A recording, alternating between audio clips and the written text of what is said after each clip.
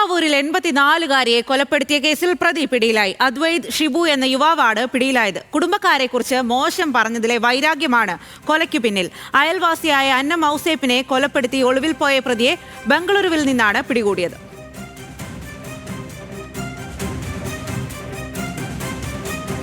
സഹിൻ ആന്റണിയാണ് വിവരങ്ങളുമായി ചേരുന്നത്. സഹിൻ, എന്തെല്ലാം കാര്യങ്ങളാണ് ഈ ഒരു കൊലപാതകത്തിൽ പുറത്തേക്ക് വരുന്നത്?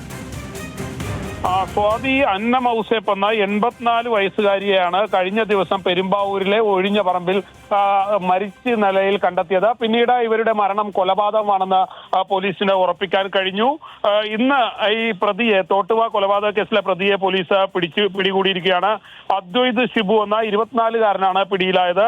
ഇയാളുടെ കുടുംബക്കാരെ കുറിച്ച് അന്നമ്മ ഔസേപ്പ് മോശമായി സംസാരിച്ചു, അതുകൊണ്ട് കൊലപ്പെടുത്തിയെന്നാണ് ഇയാൾ പോലീസിനോട് പറഞ്ഞിരിക്കുന്നത്. മാത്രമല്ല, കൊല നടത്തിയ ശേഷം ഇയാൾ ബംഗളൂരുവിലേക്ക് കടന്നു കളയുകയും ചെയ്തു.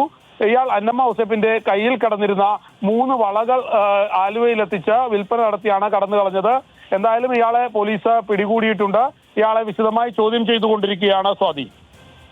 ശരി സഹിൻ, പെരുമ്പാവൂരിലാണ് 84-കാരിയെ കൊലപ്പെടുത്തിയ കേസിൽ ഇപ്പോൾ പ്രതി പിടിയിലായിരിക്കുന്നത്. അതിന്റെ വിശദാംശങ്ങളാണ് സഹിൻ ആന്റണി നൽകിയത്.